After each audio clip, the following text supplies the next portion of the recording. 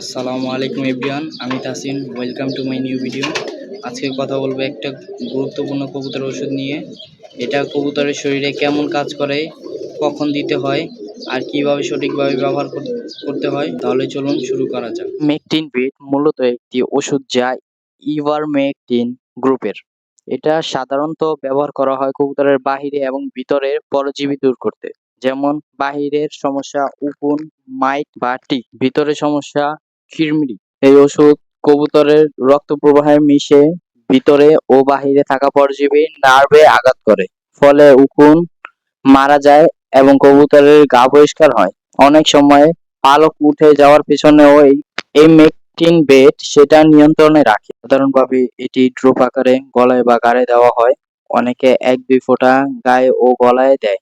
প্রতি ৩-৪ মাসে একবার ব্যবহারই যথেষ্ট। ৪ সপ্তাহ বয়সের নিচে বা অসুস্থ কবুতরের শরীরে প্রয়োগ করবেন না। তবে মনে রাখবেন, ডোজ বেশি দিলে কবুতরের ক্ষতি হতে পারে।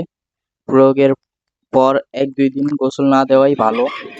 ওষুধ ব্যবহারের আগে একজন অভিজ্ঞ লোক বা পশু চিকিৎসকের সাথে পরামর্শ নেওয়া ভালো। আপনি যদি এমন আরও ইনফরমেটিভ ভিডিও চান তাহলে লাইক দিন, শেয়ার করুন আর ফলো করে পাশে থাকুন।